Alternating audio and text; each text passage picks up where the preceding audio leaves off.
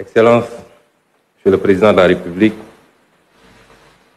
Mesdames et Messieurs les ministres et secrétaires d'État, Excellences, Mesdames et Messieurs les ambassadeurs et tout corps diplomatique confondus, Mesdames et Messieurs les présidents des organisations patronales, des organisations des commerçants, des chambres consulaires et chambres des métiers, Mesdames et Messieurs les directeurs généraux, directeurs nationaux et chefs de service, Mesdames et Messieurs les représentants des partenaires financiers et sociaux, Mesdames et Messieurs les représentants des autorités religieuses et coutumières, Mesdames et Messieurs les représentants des partis politiques et de la société civile, chers invités, je crois que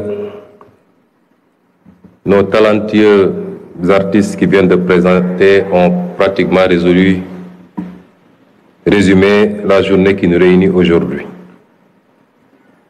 Il y a des moments dans la vie d'une nation qui transcendent les défis immédiats, des instants où l'ambition collective prend le dessus sur les intérêts particuliers. Aujourd'hui en est un.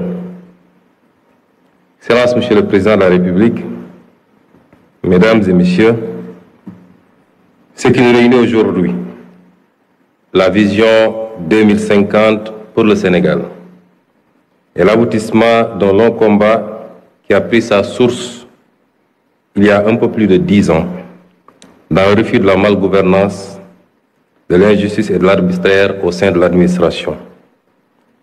Il s'est transformé ensuite en un projet politique solide, ambitieux et progressivement porteur d'espoir. Les Sénégalais l'ont plébiscité le 24 mars 2024 par le choix net porté sur le président Bassirou Diomaye Diakhar Faye à la magistrature suprême. Si nous nous sommes opposés avec résilience pendant tant d'années, c'est que, en patriotes convaincus, nous étions conscients et inquiets des ravages, des mauvais choix, des mauvaises pratiques de nos élites gouvernantes depuis l'indépendance sur notre pays. Au moment du bilan, le constat est celui d'une économie marquée par des décennies de dépendance et de mauvaise gouvernance, où les opportunités pour la jeunesse, les femmes et les entreprises locales ont souvent été sacrifiées au profit d'intérêts personnels. Excellence, Monsieur le Président de la République, vous avez matérialisé votre attachement à une gouvernance transparente et vertueuse des affaires publiques dès votre passation de pouvoir en diligentant des audits, parmi lesquels l'audit des finances publiques, dont les conclusions que nous avons présentées il y a quelques jours ont révélé la gravité des errements coupables du régime sortant.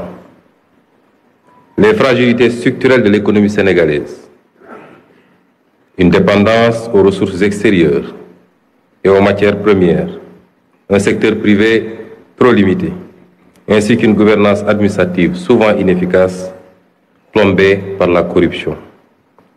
Après ce courageux exercice de dressage de la situation de référence et de vérité à l'endroit du peuple sénégalais et des partenaires, nous revoilà devant vous pour présenter le nouveau référentiel de nos politiques publiques et sociales. Monsieur le Président de la République, rappelons que vous avez été élu sur la base d'une offre programmatique intitulée « Le projet pour un Sénégal souverain, juste et prospère ». Dès votre installation, vous avez bien voulu nous faire l'honneur de nous confier la passionnante mission d'opérationnalisation des idées innovantes que vous y défendez, pour une rupture qualitative et profonde. Il s'agissait pour vous de poser les fondations d'une transformation systémique par des solutions durables, non pas pensées dans le mode fast-track, mais qui repose sur une vision à long terme, qui transcende les clivages politiques pour refonder le Sénégal sur des bases solides et durables.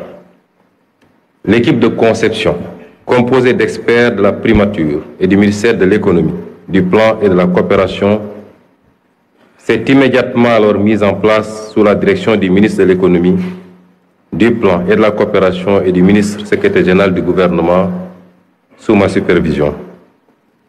À cette équipe est venue s'ajouter l'expertise du cabinet Performance, qui, dans un élan patriotique, est venu offrir sa contribution à cette phase d'élaboration du référentiel. Ce groupe de travail s'est donné corps et âme sans répit durant ces 4 derniers mois à organiser des retraites, des veilles et même pour aboutir aux résultats qui nous réunissent aujourd'hui.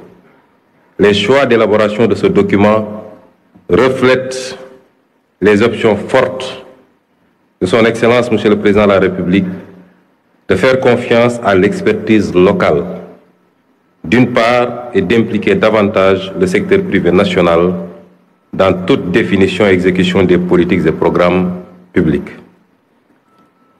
Le diagnostic stratégique qui a découlé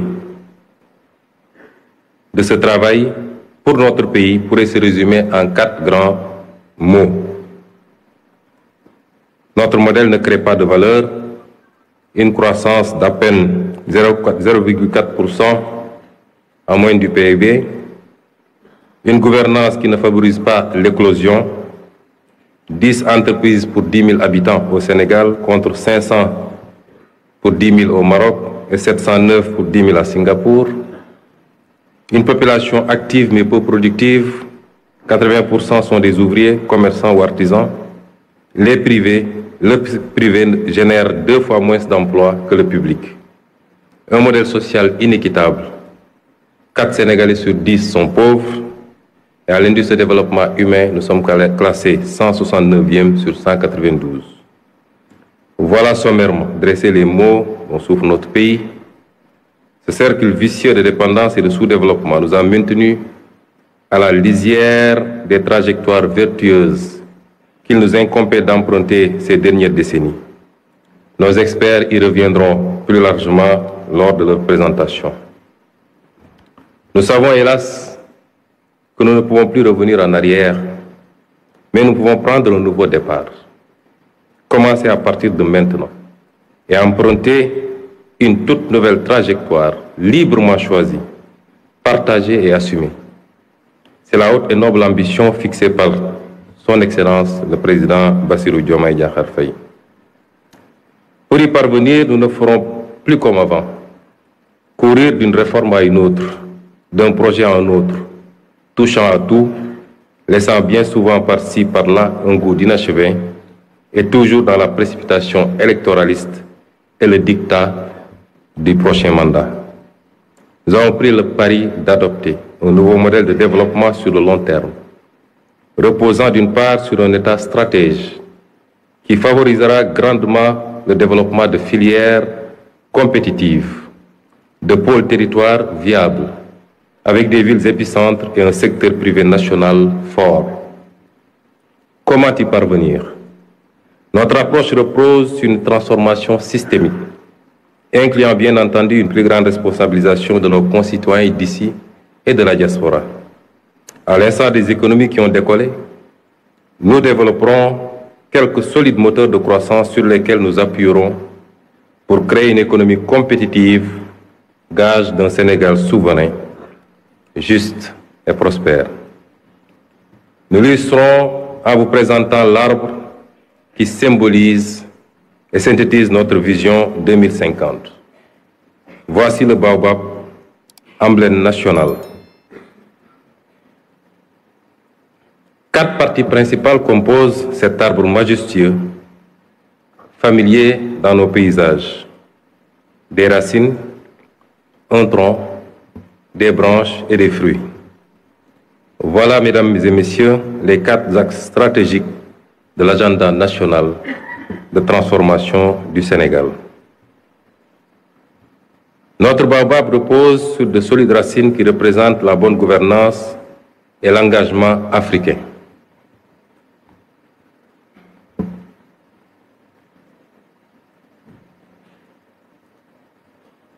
Bonne gouvernance et engagement africain. askan wi dafa war a leer lépp leer ci askan wi maanaam jub jubbal ak jubbanti loolu mooy indi jàmm ak dal ci réew mi itam lañuy gën a dooleel lëkkaloo gi am ci suñ diggante ak yeneeni réewu Afrique yi ñu mën a àndandoo liggéey ngir mën a yegg ci mébét yi ñu bokk. Et le solide tronc du baobab représente un aménagement optimal et un développement durable. Aménagement et développement durable mooy fexe ñu mën a seddale tabax yi ak service yi ci diwaan yépp su ko defee gox bu nekk mën a yokk ci anam wu dëppoo ak liñ mbëbët dafay ànd ak tabax dëkk yu méngoo ak sunuy bëgg-bëggu ëllëg. ci jamono jooju faaw ñu aar xeewali jaww ji ngir ñu bañ a jeex boole ci defar dëkk yu mën a dëppoo ak bëgg-bëggu tey te bañ a sànk ëllëg. Mesdames et messieurs, les branches fournies représenteront notre capital humain de qualité et la garantie de l'équité sociale. Capital humain de qualité et équité sociale maanaam gën a sukkali njàng ak tàggat ngir jox askan wi xam-xam bu am njariñ ba noppi ñu gën a yemale askan wi ku nekk mën a am paj ak kaaraange bu ko weesoo ñu fexe ba kenn bañ a des ginnaaw ci yokkuteg réew mi. Et les fruits enfin qui représentent notre option de bâtir une économie compétitive. Économie compétitive li ñu jublu mooy Sénégal bu moom boppam jub te am naataange ànd ak koom-koom gu am taxawaay maanaam sos koom-koom gu mën a joante ak àddina si loolu dina gën a dooleel barabi yokkute yi gën a yombal liggéey yi gën a yombal dundinu askan wi su réew mi jàppale secteur privé bi mu am doole ba noppi fexe moom boppam ci wàllu koom-koom loolu dina tax alal ji am njariñ ci askan wi ci noonu lañuy gën a yombalee ay liggéey ak ay gis-gis yu bees ci dëkk bi. Chacun de ces axes qui vous sera détaillé tout à l'heure constitue un pilier sur lequel on pourra s'appuyer pour arriver à un Sénégal souverain, juste et prospère. La nouvelle stratégie de développement pour les 25 prochaines années, grâce au scénario de rupture que nous proposons, devrait donc conduire à terme à récolter les fruits de notre baobab. Un Sénégal souverain, juste et prospère, c'est une nouvelle trajectoire de développement. C'est des moteurs de croissance en pleine expansion. C'est enfin une nouvelle carte économique et de nouveaux corridors. Monsieur le Président de la République, distingués invités, il ne me reste plus qu'à laisser la place à nos experts pour vous fournir plus de détails sur le nouveau référentiel. La présentation se fera en 3 étapes. Le diagnostic, qui sera introduit par M. Cheikh Moudou Thiam, directeur de la planification au ministère de l'économie, du plan et de la coopération. La vision 2050 par M. Victor Ndiaye du cabinet Performance. La déclinaison quinquennale et le cadre de mise en œuvre par M. Souleymane Diallo, directeur général de la planification et des politiques économiques au ministère de l'économie, du plan et de la coopération. Suivra ensuite le panel qui permettra à quelques discutants de donner leur première impression et à une représentation du gouvernement de répondre éventuellement à leurs sollicitations. On souhaiterait aussi que le panel se passe en langue nationale ou alors que ça passe d'une langue à une autre pour qu'il soit le plus inclusif possible et que pour que le maximum de Sénégalais puissent comprendre les enjeux de cette journée. Je vous remercie de votre aimable attention.